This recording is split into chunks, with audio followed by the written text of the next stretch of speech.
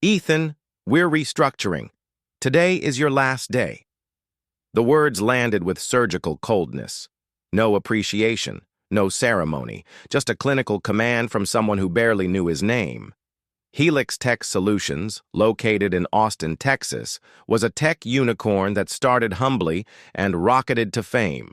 From a two-man operation in a shared workspace to a 12-story smart building in the city's tech corridor, the company represented the modern success story: lean, fast, and ruthlessly forward-moving. But underneath its glass and metal shine, things were beginning to rot. Ethan Collins had been part of Helix Tech since the beginning.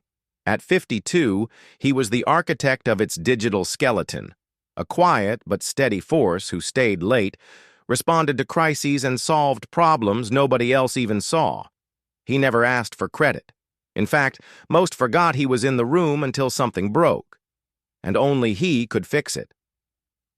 The man who now stood across from him was Brandon Keller, the new CEO, young, sharp-suited, and fluent in buzzwords. Flanked by Vanessa Chen from HR, Brandon wore the expression of someone performing a necessary chore. "We appreciate your contributions, Ethan, but the company is pivoting toward a more agile structure." Ethan looked him in the eye. He didn't ask why. He already knew. Back at his cubicle, or rather what was left of it, Ethan methodically began packing. His movements were calm, unshaken. The ceramic mug from his son's high school art class, the photo of his wife and daughter, a few books, a flash drive taped beneath his keyboard, the cactus still clinging to life. He could feel the glances. Co-workers he had mentored, code review partners, system admins who came to him with panicked 3 a.m. calls, all looked away now. Bethany from marketing approached quietly. "Ethan, I just heard. This is insane. You kept this place alive more times than I can count." He gave a small smile. "People forget what's under the surface." "Not everyone does." He nodded, but didn't reply. As he moved toward the elevator, Brandon reappeared in the corridor, standing like a security checkpoint. No handshake, no eye contact, just ensuring the system purged what it deemed obsolete. But what they didn't realize was this: Ethan wasn't leaving empty-handed. His mind held the master map of Helix Tech's infrastructure. He had designed it, built it, secured it, and somewhere deep inside its servers, he had quietly installed audit logs that no one knew existed. The elevator descended. Ethan stared at the badge still clipped to his belt. 16 annual renewals. Hundreds of server rooms entered, thousands of changes made.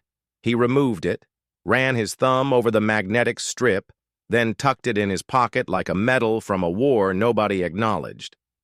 Outside, the wind cut through his coat. The city moved on as if nothing had happened. He sat in his car, looked back at the tower of glass and metal that had been his second home. So many nights, so many sacrifices. He started the engine, then stopped, reached into the glove box, pulled out a small notebook, well-worn, filled with handwritten system logs and admin credentials he had kept for his own reference, and maybe someday defense. They thought they had erased him. A system reset. But Ethan knew every bypass, every buried switch, every shadow log. Helix Tech had just unplugged its failsafe. Tomorrow, he would rest. Wednesday would be interesting. "You seem distracted lately," Andrea said, placing a cup of coffee beside Ethan. "Everything okay at work?" It was Tuesday morning. The first in nearly 2 decades that Ethan hadn't woken up to the buzz of his alarm and the mental checklist of server statuses. The house was quiet. Too quiet. Outside, the Austin sun pierced through the windows with unwelcome brightness. Ethan sat in his home office, surrounded by silence and shadows of routine. Andrea Collins, Ethan's wife of 27 years, knew her husband better than he knew himself. She saw the change instantly, the absence of urgency in his steps, the way he stared at his screen without typing. She didn't press. Not yet. Ethan had always been the kind of man who noticed anomalies, a line of faulty code, a misfired packet. And this time, he had noticed something long before his termination. Subtle changes in access permissions, delays in financial reports, vendor names that didn't belong. Now that he had time, he planned to trace those digital ghosts. One in particular stood out. He plugged in the flash drive. Years of off-site backups, logs, email snapshots, and transaction audits were stored neatly. Not stolen, merely copied for contingency. In the IT world, redundancy was survival. Canyon Ridge Consulting had an address linked to a UPS mailbox in San Antonio. No employees listed, no website, no LinkedIn presence, and yet Helix Tech had transferred over $900,000 to them in the past year alone. The authorizing officer, Derek Shaw, Helix Tech CFO. Digging deeper, Ethan ran a reverse registration check.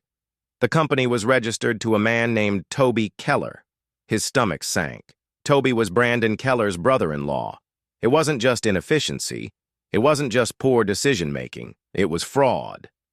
He closed the lid of his laptop slowly, his breath steady. He didn't rage. He didn't call anyone. Instead, he walked to the hallway closet, unlocked a drawer, and retrieved a second flash drive. Older, but critical. It contained credentials and logs tracing back 18 months. Andrea watched silently from the doorway. "Is it bad?" Ethan looked at her. "Worse than I thought. But it's also clean, precise. Someone's been running this like a side business." He turned back toward the office. There was no lawsuit, no shouting match, no smear campaign. There would only be evidence, and soon, someone else would see it too. He whispered to himself as he slid the drive into a steel case. "Let's see how agile they are when the skeletons start dancing." In tech, control isn't power. Access is. Late Tuesday night. Ethan sat in the dim light of his home office, screens glowing, lines of code flickering past like ghosts. Outside, the Austin skyline was quiet. But Ethan's mind buzzed like a live wire. Derek Shaw, CFO of Helix Tech. Charismatic, always polished, fond of golf and vague numbers. Ethan had never trusted him fully, but now his name was showing up in every file that mattered. Ethan found a disturbing pattern. In nearly every large transaction involving Canyon Ridge, Derek had manually overridden default payment approvals. A change log showed Derek requesting elevated access 18 months ago, when the payment started. Audit logs revealed Ethan's own access had been downgraded quietly over time. No tickets, no memos. Just silent erasure. And the only person with authority to do that, Derek Shaw. 6. Climax Ethan found a vendor spreadsheet showing inflated software renewals. Matching keys showed no new licenses were actually issued, just fake entries with inflated invoices. All signed off by DS. He gathered every log, matched dates, hashed entries, and built a timeline. What emerged was clear. This wasn't sloppiness. It was structured embezzlement. He labeled a folder. For board eyes only. Tomorrow he would send the first signal. At precisely 9:15 a.m., the first email was sent. Wednesday morning. Ethan sat in his car across from Helix Tech HQ. A fake but valid internal-looking email domain. A single message, quietly delivered. Linda Torres, former security board lead, known for her integrity. Ethan remembered she was the only one who had ever read an audit report thoroughly. Ethan sent an email to Brandon. Subject, Financial Irregularities, Urgent Review. Attached were 2 screenshots. No accusations, just bait. Brandon called. HR threatened legal action. Ethan ignored both.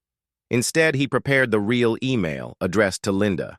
At 2:15 p.m., Ethan sent it with the note. "Linda, I hope you remember what you said to me once. The only thing harder than doing what's right is doing it first. I'm doing it now." "Ethan," Linda called within an hour. They agreed to meet at a nearby park. No cameras, no tech. Linda read the flash drive's contents. Her expression changed from curiosity to alarm. "There's a finance committee meeting Friday," she said. "They won't see this coming." Ethan replied, "That's the idea." "Why me?" Linda asked, arms crossed in cautious defense. Ethan's reply was simple. "Because you still ask real questions." They met at a quiet park 3 miles from Helix Tech headquarters. No laptops, no phones, no distractions, just a sealed envelope in Ethan's hand and a flash drive that could bring down careers. Linda Torres, finance committee veteran, fiercely independent, widely respected for refusing to play politics. Ethan remembered her as the only board member who ever asked about back-end logs during quarterly reviews. Linda initially suspected Ethan's motive. After all, most whistleblowers were either bitter or broke. But the moment she opened the envelope, the skepticism faded. Inside, vendor logs with inflated software renewal figures, access logs showing Derek Shaw's direct involvement, business registration linking Apex Solutions Group to Thomas Wilcox. Email threads implicating Brandon Keller's knowledge of procurement shortcuts. Ethan laid out the sequence. Fake consulting firm, inflated invoices, CFO approval, CEO cover, Ethan's quiet removal. It was a clean loop of corruption, and Ethan had receipts for all of it. Linda sifted through the documents without speaking for 10 full minutes. Then she finally said, "You've got them." Dead to rights. She tapped the envelope. "There's a finance committee meeting Friday morning. Full board. We'll use this." Ethan shook his head. "You will. I won't be in that room. If this looks like a vendetta, it loses power." Linda nodded, understanding. "You've done enough already." He smiled faintly. "Not quite. I've scheduled a second email. It'll hit the board's inbox at 8 a.m. Friday. All of this neatly packaged and timed. The system will speak for itself." Linda rose from the bench, holding the envelope carefully like live voltage. "If this explodes like I think it will," she said, "they'll come looking for you." Ethan looked out over the quiet lake. "They already did," he murmured, "but now I'm the one watching." At exactly 8 a.m., Friday, every board member received the same email. The sun rose quietly over Austin as Helix Tech's executive floor buzzed with false confidence. In the boardroom, coffee steamed and suits shuffled papers. But beneath their feet, the system Ethan had designed and rebuilt in secret was about to activate. The board of Helix Tech, 10 men and women who held the company's future in their hands. Most had grown numb to internal politics, but today their attention would be forced into focus by a precisely timed digital reckoning. At 8 a.m., a scheduled message hit their inboxes. Subject: "Before you approve Q4 bonuses, read this." Attached, a full forensic audit titled "Ghost Ledger, Internal Financial Irregularities," prepared by Ethan Collins. Linda Torres sat silently at the far end of the long conference table, watching faces contort as they opened the files, graphs, logs, email chains, shell company registrations, timeline overlays, IP matches, vendor invoices, internal access logs. By 8:17 a.m., the first phone buzzed, the second followed. Whispers turned into panic. Brandon Keller's face drained of color. Derek Shaw's eyes narrowed, flickering with calculations. At 8:26 a.m., 2 uniformed officers stepped off the elevator. "We need to speak with Mr. Keller and Mr. Shaw." Security access was suspended immediately. Brandon attempted to control the narrative, claiming sabotage, but Ethan had preempted that too. Backups had been verified again, and timestamps logged under third-party systems. No way to spin, no room to run. At 9 a.m., Linda stepped outside and called Ethan. "They're in separate rooms now.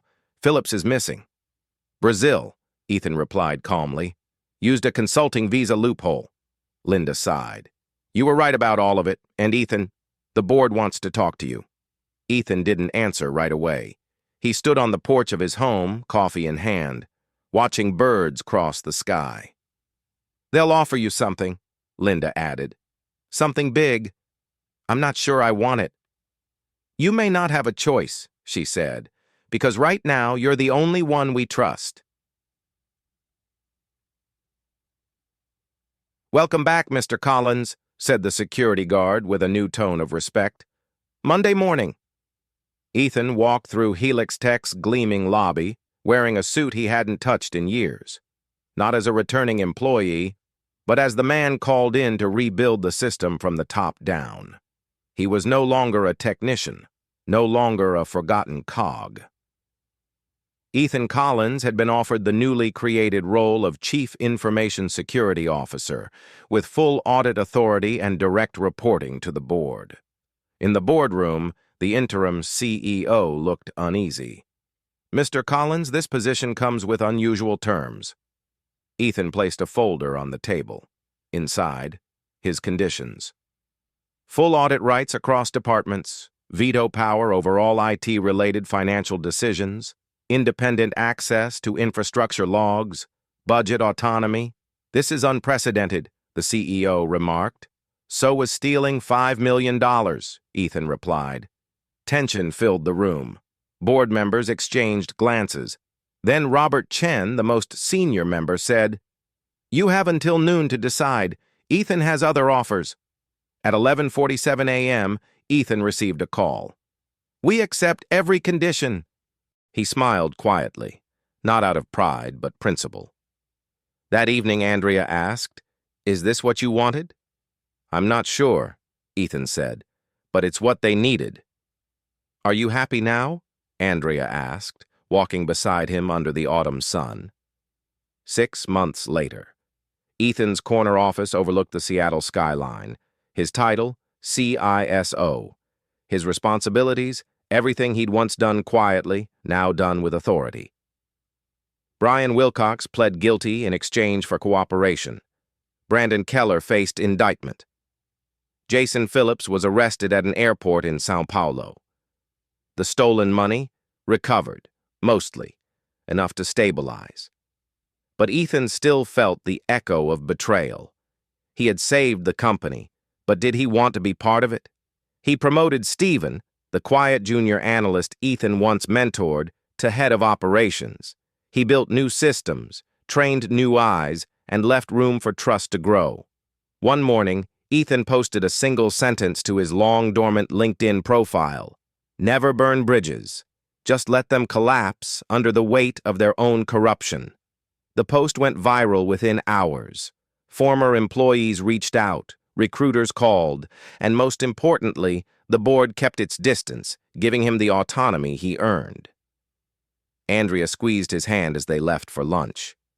So, happy?